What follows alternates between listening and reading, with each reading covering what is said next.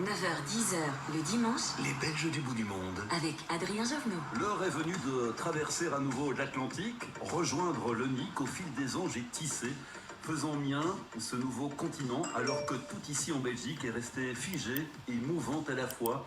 Un sentiment indéfini habille les quartiers et les gens, le progrès éclatant gruge le passé, mais au fond, l'atmosphère surnage, pareille à elle-même, dans les dunes résistantes. C'est signé Rosette Pipard, écrivaine, journaliste, femme d'affaires belgo-canadienne, qui fait escale ce week-end dans son pays natal, la Belgique. Bonjour Rosette. Bonjour Adrien. Et bienvenue. Merci. Et merci à vous pour ce petit poème d'intro, c'est tout à fait votre parcours. C'est là, l'heure est venue de traverser à nouveau l'Atlantique, la grande flaque. Vous êtes de retour chez nous. Effectivement, oui, on ne peut pas s'en empêcher. Venir arroser ses racines de temps en temps, ça fait du bien. C'est nécessaire. Ouais. Ça fait 40 ans que vous vivez au Québec, vous êtes l'auteur de 18 livres et vous en avez produit des centaines d'autres puisque vous êtes aussi éditrice. Effectivement, oui, je suis tombée dans les pages. Chaque dimanche, de 9h à 10h sur la première, les Belges du bout du monde. Que faisiez-vous en Belgique avant de partir au Québec? Rosette, tout d'abord, vous avez grandi dans un pensionnat, mais attention, toute petite, déjà à 5 ans, vous étiez placée à l'Immaculée Conception. Ça laisse des traces, non? Oui, effectivement, mais avec les années, j'ai réussi à voir le beau côté des choses. Ça donne envie de s'évader? Oui, ça donne envie de s'évader surtout, et moi, j'ai plongé dans les livres toute petite.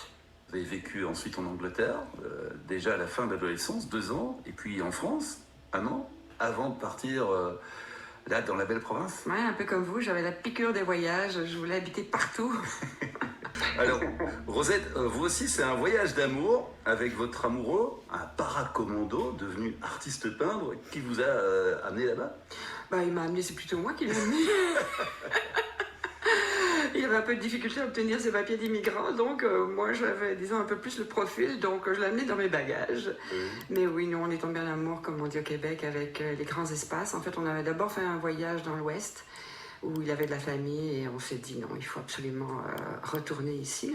Disons qu'on a fait escale à Québec, on y est resté. Oui, après un passage par Vancouver, mais c'était plus facile l'Amérique en français en fait. Effectivement, oui, moi je parle anglais, mais pas lui, donc c'était plus facile, oui. Alors, après 2 enfants, un burn-out et un divorce, vous reprenez des études universitaires, vous travaillez comme une acharnée et vous accouchez de votre premier essai, Désir d'écrire. Oui. Quel parcours! Oui, tout à fait. Ça faisait longtemps qu'il macérait comme un volcan, mais il est sorti d'un jet comme ça en quelques week-ends. Ouais. Avant d'écrire le roman de Laurent, vous restez avec nous, s'il vous plaît, pour nous raconter votre parcours. Vous vivez dans quel coin du Québec? Je vis au nord de Montréal, dans les Laurentides. C'est la première région touristique au Québec, après les grandes villes. Et dans un petit village qui s'appelle Sainte-Adèle, à côté de Saint-Sauveur, donc station de ski, grand lac. C'est le bonheur. Là, je vis dans un condo près de Petit Canard avec une loutre, un héron. C'est le bonheur d'une écrivaine. Ah, et l'inspiration vient toute seule alors.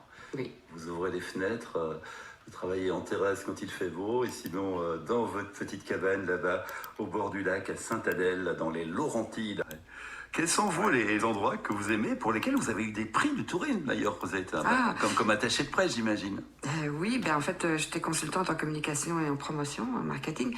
En fait, un autre compatriote, Marc Mesdac, qui avait donc ouvert le Windigo, les résidences de tourisme Windigo dans les Hautes-Laurentides, près du Bascaton, qui est un réservoir d'eau. C'est un endroit absolument fabuleux, assez éloigné. Et donc, on s'est présenté au Grand Prix du tourisme, on a gagné au niveau national. Mais outre ça, c'est un bel endroit pour la villégiature aussi. Rosette Pipard, vous aussi, vous écrivez en français pour un groupe américain. Effectivement, oui, je suis éditrice francophone pour le groupe Hallmark. Et vous êtes un peu écrivain public? Oui, si on veut. En fait, j'adapte des textes de cartes de vœux de l'anglais au français pour toutes sortes de personnes, de récipiendaires, des grands-papas, des papas, des mamans, des filleuls, des nièces, des marraines, dans toutes sortes d'occasions, Pâques, Noël, à Saint-Valentin. Oui, être payé pour écrire des cartes postales, c'est bien ça? C'est un miracle. Ah, elle est belle la vie, elle est belle.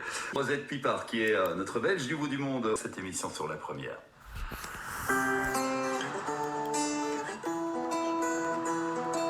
Chaque dimanche, de 9h à 10h sur la première, les Belges du bout du monde.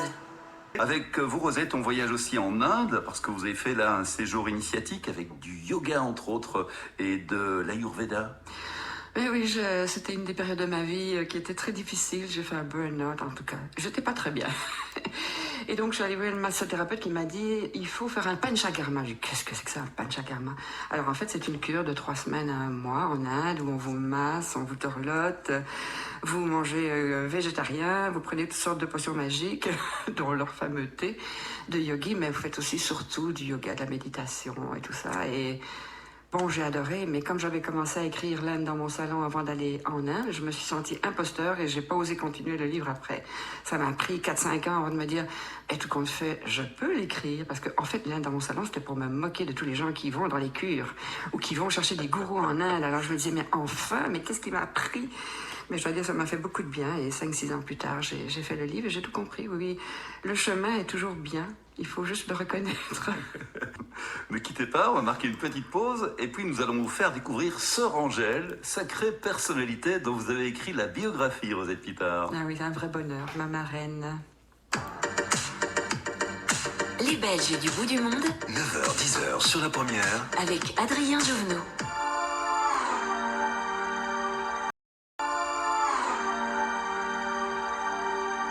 Merci de vous réveiller avec nous. Peut-être ce dimanche matin, ce sont les Belges du bout du monde sur la première. Nous sommes au Québec avec Laurent Van de Putte qui est comédien, directeur artistique d'une compagnie. Il est aussi horticulteur. Il a été clown, marionnettiste et aujourd'hui, il est avec nous depuis Gatineau. Tout va bien, Laurent? Ouais, très bien, merci. Est-ce que vous avez déjà entendu parler, Laurent, de Sœur Angèle? Oui, tout à fait, oui, se fait pas mal connaître ici, oui. C'est un peu la cousine québécoise de Sœur Sourire et de Sœur Emmanuel. Mhm. Elle chante partout et tout le temps. Je crois que vous avez écrit sa biographie, Rosette Pipard. Et la philosophie de Sœur Angèle, c'était pour moi quelque chose d'incontournable parce qu'on la connaît comme chef cuisinière, comme animatrice, enfin bouffon à la télé. Radio-Canada pendant 50 ans quand même, c'est pas rien. Mais on connaît pas ses valeurs, sa façon de vivre. C'est une femme exceptionnelle. Et nous, en Belgique, on ne connaît pas ses chansons. Écoutez-la.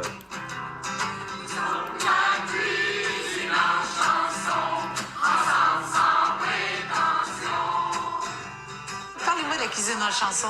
Ça, c'est votre dernier né, ça? Ça, c'est mon dernier né, là. Qui chante avec vous? Les cuisiniers, des madames qui travaillent dans la cuisine un peu partout dans le Québec. Et puis là, qu'est-ce qu'on fait? On va chanter dans les résidences. Avant les fêtes, on en a fait 8. Sœur Angèle Rizzardo, du haut de ses 82 ans, est toujours très active dans la communauté. Cette religieuse hors norme, venue de l'Italie à l'âge de 18 ans, a consacré sa vie à rendre la cuisine accessible.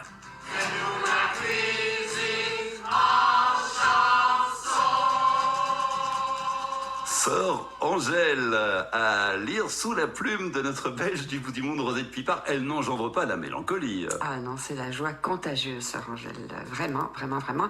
Et vous voyez, elle voulait être chanteuse d'opéra. Elle avait un oncle qui chantait à San Francisco et elle est devenue religieuse. Mais elle chante non seulement avec la chorale qu'elle a créée, mais elle chante aussi avec des grands chanteurs du Québec. Elle chante avec des chanteurs d'opéra, c'est fabuleux. Elle a une voix magnifique. Vous ne l'avez jamais programmée aux Francophonies d'Ontario, Laurent? Non, pas encore. Elle n'a que 83 ans, hein. Elle débute sa carrière. Il faudrait que je pense à la suite. Je vous en enverrai son Ave Maria, c'est fabuleux. D'accord. Alors, tant qu'on est à la cuisine, j'aimerais que vous lisiez, Anne Pollard, un poème écrit par Rosette Pipard, un poème à croquer. Vous choisissez le fruit ou le légume que vous voulez. Oui, donc c'est des poèmes à croquer qui parlent à chaque fois d'un fruit. Il y a évidemment le bleuet, la canneberge qu'on connaît bien au Canada, mais moi j'ai choisi de vous lire le début de l'olive. Alors ça commence comme ceci. Maman m'avait dit, quand tu seras grande et sage, tu l'aimeras. Intriguée, chaque année, je croquais dans ce fruit mythique, sans pour autant en apprécier le moindre secret. Voilà soudain qu'une fois l'âme de maman envolée vers un au-delà plus clément, il me vint le goût d'apprécier le mystérieux tourment. Donc voilà, on voit que ça préface un peu effectivement le fruit, l'olive, qu'on n'appréciait pas forcément quand on était enfant et puis à l'âge adulte. qui apprend à être aimé. Oui, effectivement, oui. Et ce sont des poèmes qui sont dans une émission qui s'appelle Bien dans mon assiette. Oui, à Radio-Canada, lors de la sortie du livre l'été suivant, ils m'ont invité à lire une vingtaine de poèmes. Et donc, chaque semaine, on en lisait un en ondes. Il y avait chaque fois un livre à tirer. Bon, savoir si les gens pouvaient deviner, parce que là, vous avez donné le titre. Mais normalement, on ne le donne qu'après. Ah d'accord, donc on lit le poème et on doit C'est deviner ça, de quel oui. fruit il s'agit. Voilà, alors c'est pas mal si comme vous les savez jeux. pas quoi faire quand vous recevez des amis entre la salade et la soupe, vous lisez un petit poème et vous voyez s'ils devinent. D'accord, un blind test culinaire. Rosette, vous animez aussi des émissions télé sur les artistes et les auteurs au Québec. Oui, c'est ça, j'ai une série d'émissions qui s'appelait Au cœur des lettres, où j'interviewais des auteurs, tout simplement, parce que j'aime bien de savoir ce qu'ils font, qu'est-ce qui les motive, pourquoi ils écrivent, et tout ça, et j'ai adoré ça. Alors Rosette, vous êtes aussi marraine des apprentis du bonheur. Parce que le bonheur, ça s'apprend ? Oui, je crois que oui. Je crois que oui. En fait, je suis allée avec Sœur Angèle, ma marraine spirituelle, à Monaco. Il y a un organisme qui s'appelle la Ligue mondiale du droit au bonheur, et ils ont intronisé Sœur Angèle, qui, évidemment, incarne le bonheur. Et bon, c'est très simple, il faut simplement s'impliquer dans sa communauté et puis faire des événements autour du bonheur. Oui, je pense que le bonheur, ça s'apprivoise. Ah, oh, jolie formule. Et une artiste italienne dont vous avez écrit la biographie, Rosette. On l'écoute chanter.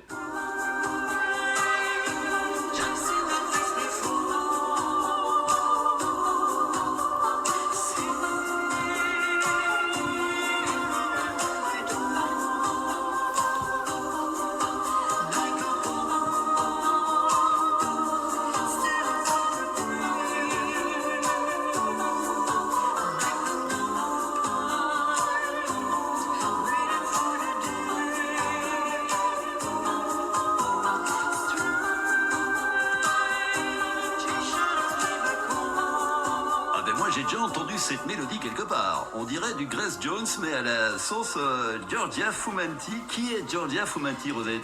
Giorgia Fumanti est une Italienne qui a émigré au Québec. C'est une autre belle histoire d'amour. En fait, elle est tombée en amour avec son mari actuel, qui était gérant d'artiste là-bas. Et en fait, elle a abandonné ses études d'avocate. Il lui restait, je pense, un examen. Et elle a décidé de tout laisser. Alors, quand elle était petite, c'était comme un garçon manqué. Mais aujourd'hui, vous devriez la voir, c'est une vraie princesse. Elle fait du yoga et elle chante. On la connaît pas beaucoup au Québec, malheureusement, mais elle fait des tournées dans le monde entier. Vous aviez déjà entendu parler, Laurent ? Non, mais c'est très beau. Et je me demande par contre si je ne l'ai pas rencontré dans une conférence de l'industrie musicale. Anne Pollard, tout doucement à la fin de cette émission, est-ce que vous avez une question à poser à nos invités ? Tout à fait, je vois que Rosette, vous parlez d'oser son talent. Comment est-ce qu'on ose son talent ? Eh bien, c'est pas toujours facile. Pour certains, c'est évident. Parce qu'il y a une petite voix intérieure qui dit « je dois absolument faire ça, de la danse, de la chanson, peu importe, écrire, dessiner ». Et pour d'autres, ils ont tellement étouffé la voix de leur intuition, de leur âme profonde, qu'ils savent plus. Il y a des gens qui disent « moi, j'ai pas de talent, j'ai pas de passion, j'ai rien ». Mais c'est de se réapproprier qui on est, notre vraie nature.